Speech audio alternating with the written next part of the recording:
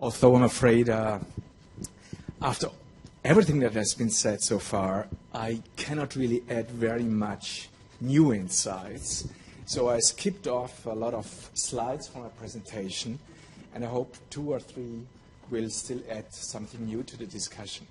So what is this about? I mean, we basically draw up a research proposal. We, that is David Stark of Columbia and Mark Lawrenson of Copenhagen Business School, to explore the question, what are the drivers and the constraints of the sharing economy? So it's very close to what Filippo already has elaborated.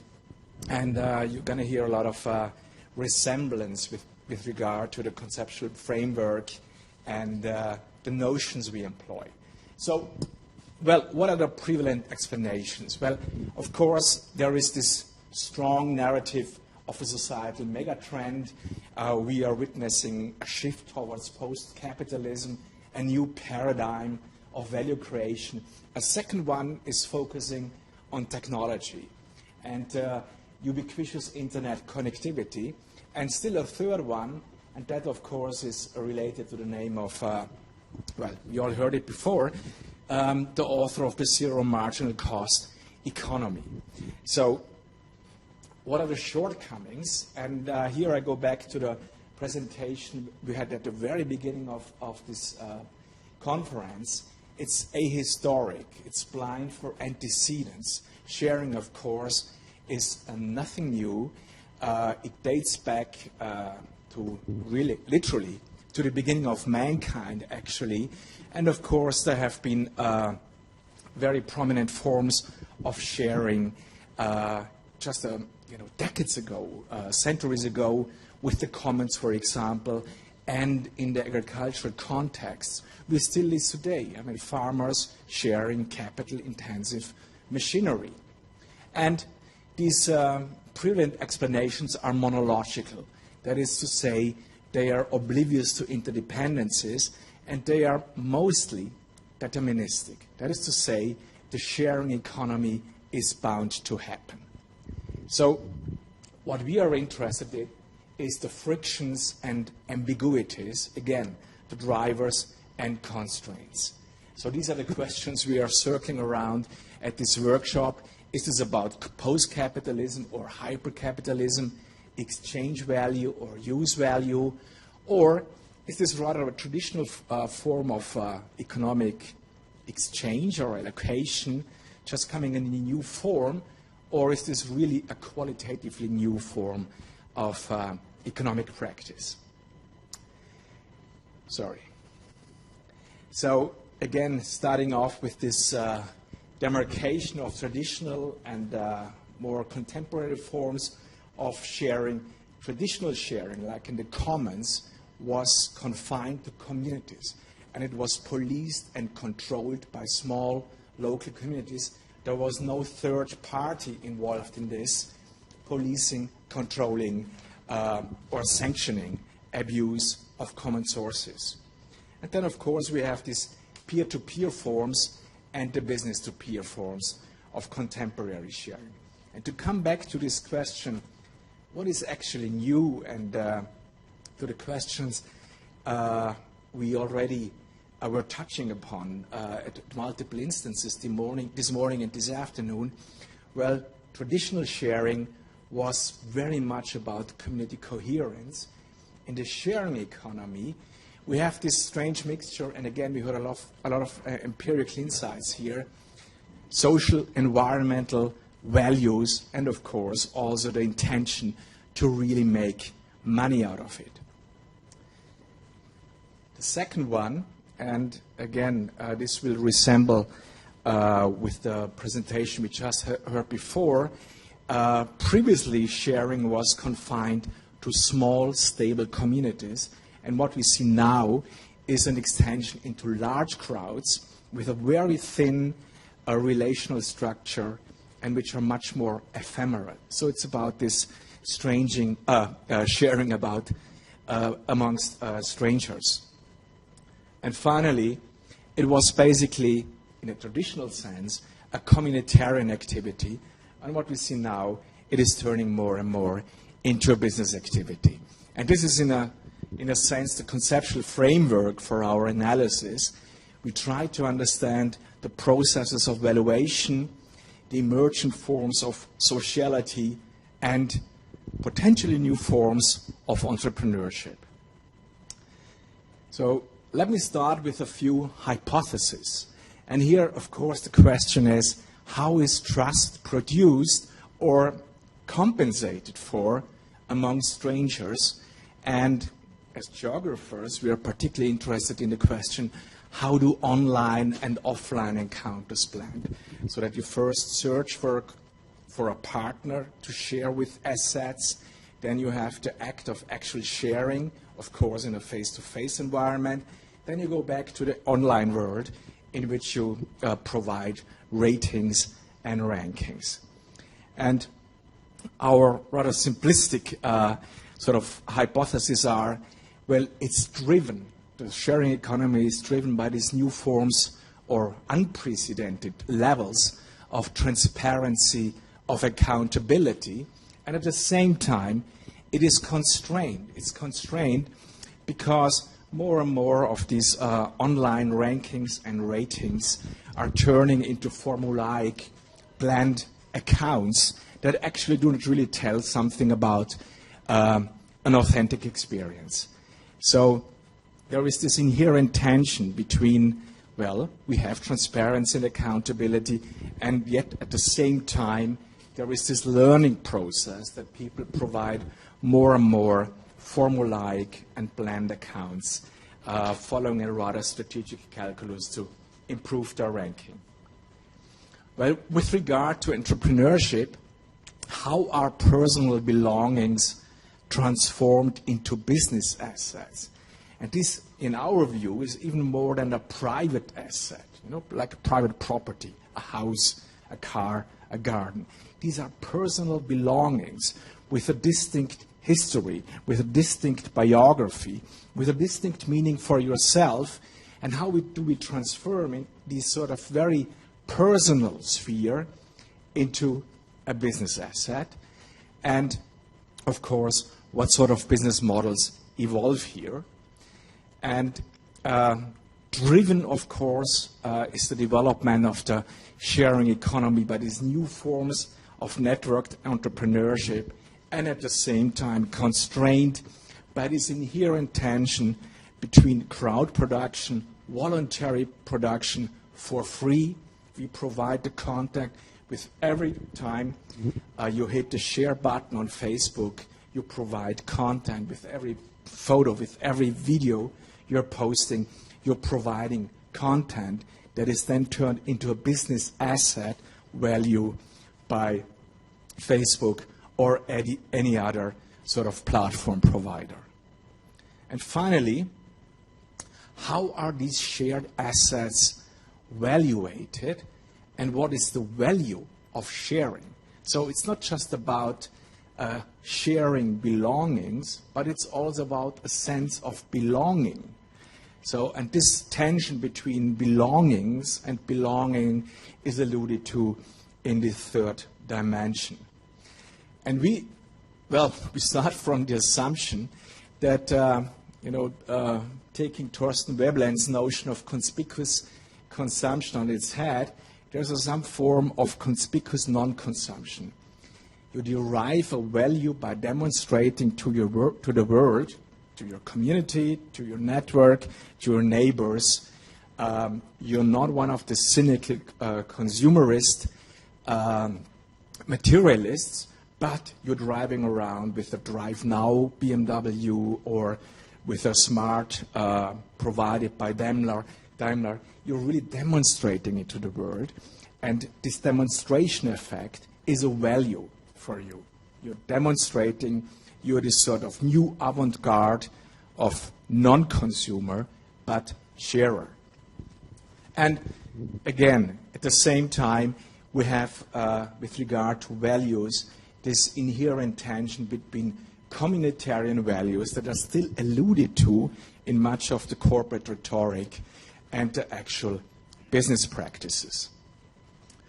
And here we relied on Juliet's typology for our cases we're going to investigate. And I briefly explore this tension between monetized exchange, the case of couch surfing, and Airbnb. With regard to sociality, we rely on this notion of cold intimacy. That means it's an emphatic interaction, but again, it's a sort of an ephemeral interaction, whereas Airbnb relies on professionality, functional interaction. With regard to entrepreneurship, we assume a sort of generalized reciprocity, benefit cooperation.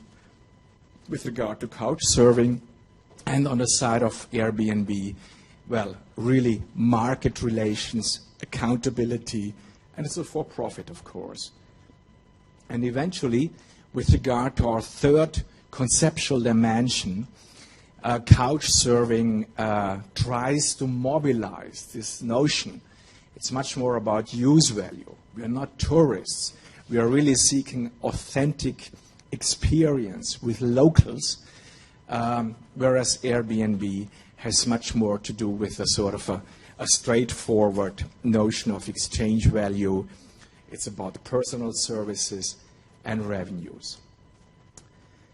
Of course, I mean, this again is very static, and as we all know, what we all learned so far, this is a highly dynamic field. There are these well-known regulatory conflicts, and there is a professionalization of supply.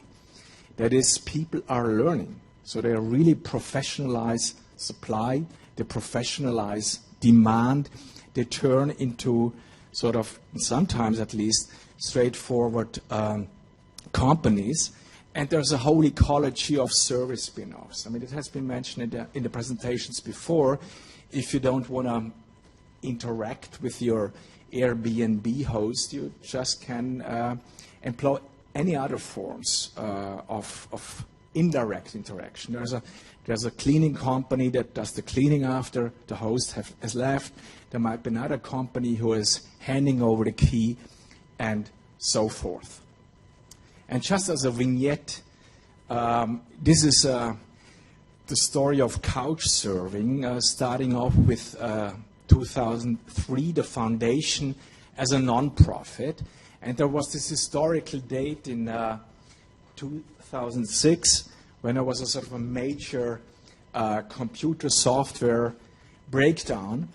And this has been rectified by volunteers. And this sort of volunteer contribution to get couch surfing back online is still inscribed into the DNA of couch surfing. But that's changing.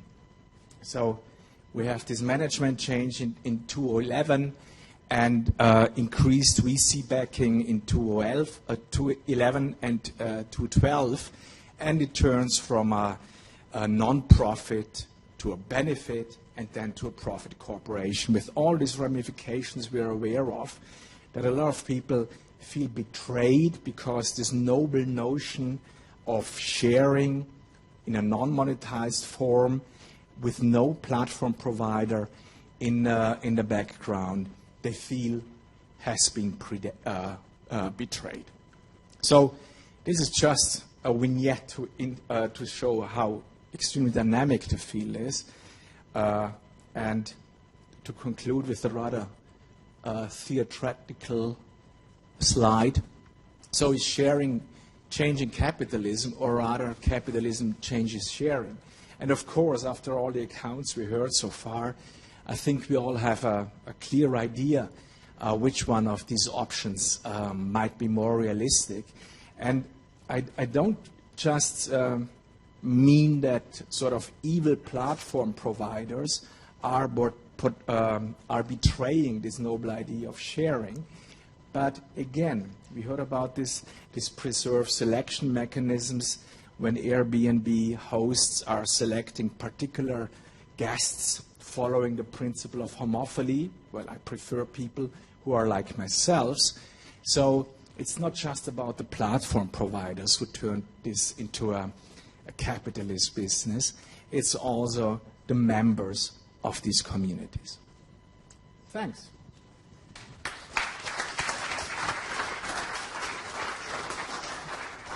Well, thank you. We have time for a couple of questions and contributions and comments. Thank you, Gernot. I think very helpful, your framework and your cases. But I do sense a bit of a framing of the sharing economy in terms of the economy we had before. For example, you speak of conspicuous non-consumption, and you speak of personal belongings to which we attach personal values that we now suddenly start to share by transforming it into a business. You could also say the other way around. We come from a time of capitalism in which it was all about owning personal items to show off a certain status, and capitalism and marketing was playing on that. And now people are less sensitive to that, and in that sense becoming less capitalistic. So I know you're kind of neutral or agnostic about this, but if you frame the new in terms of the old, it seems you kind of reproduce the old theories about capitalism, if you see what I mean.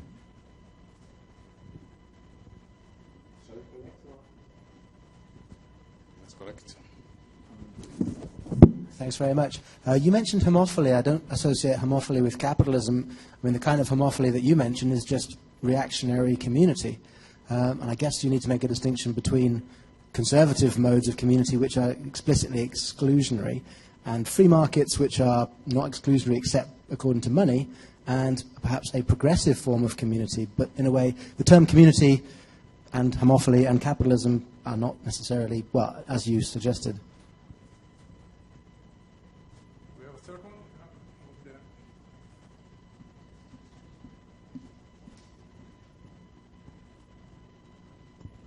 Thanks for the presentation. It was really interesting.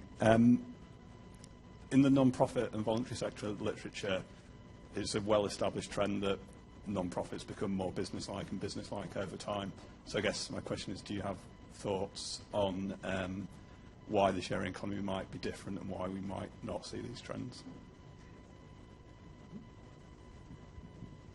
Thanks. As to Kohn's question, I mean, you're right. I mean, we were really digging into sort of established notions, going back to institutional economics, and really digging into a lot of anthropological research, because we do think there are some antecedents in this sort of practice. And, well, our intention, our ambition was really to see if these established notions help us to explain it. Of course, the price of it, that we really might overwrite it in a sense, and just come up with the conclusions. Well, it's just the commons with IT. So that's the prize, or that might be a prize. But on the other hand, I think there's really still a lot to be learned from the institutionalized institution like Veblen. Why are people consuming or why are people not consuming?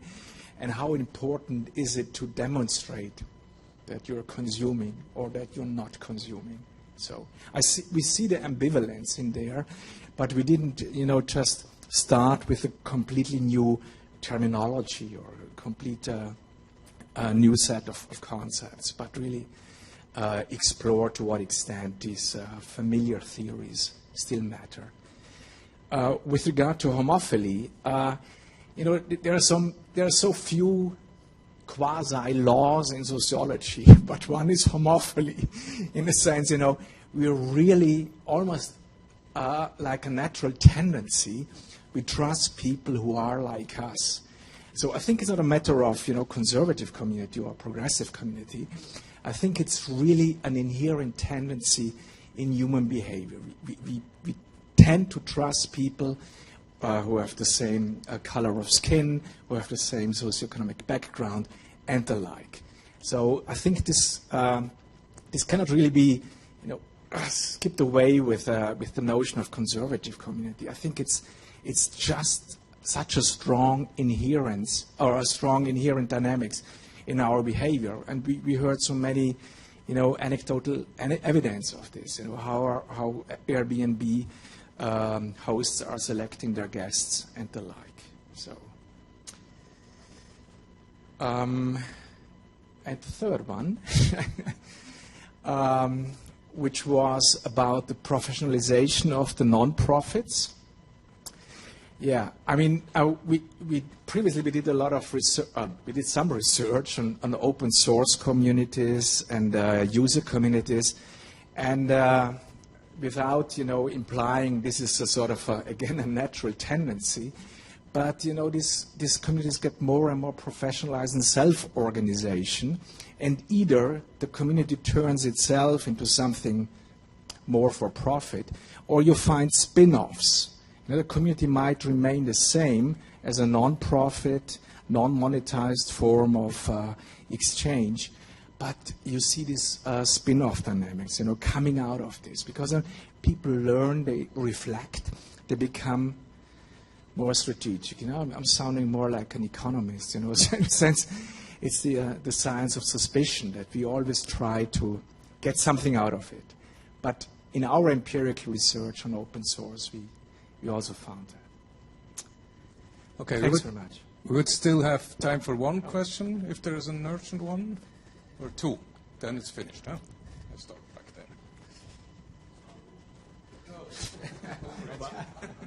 there. You started off with this notion of post-capitalism and zero marginal cost economy. So what kind of capitalism do we get if capitalism changes sharing and sharing changes capitalism? What's your idea of, the coming 5 or 10 years, the future of capitalism? Short answer. A very short question. Can you formulate one or two empirically testable hypotheses that would result from your Yeah, I mean, these were our hypotheses. And we also have sort of tried to operationalize this. So these are the hypotheses. So we have hypotheses for drivers, we have hypotheses for constraints, and we try to come up with empirically measurable accounts for this. So the big one, I'm still thinking there is this inherent tension in the sharing economy. So many of us would like to rescue the sharing economy from this sort of takeover by evil platforms. So there's still this notion that sharing might, have some sort of alternative potential. But the more I do empirical research, the less optimistic I get with that regard. And again, not just because of the platform providers and the VC funds. I mean, they are doing what they're supposed to do, extracting profit, but really because of this tension that we really turn into something, that neoclassical economics was preaching for the last, 100 years, that we are utility maximizers, and that the sharing economy has this tendency to turn us, to come closer to this neoclassical notion of utility maximizers that we were struggling against for so long. Well, thanks a lot. Thanks a lot for this final concluding remark.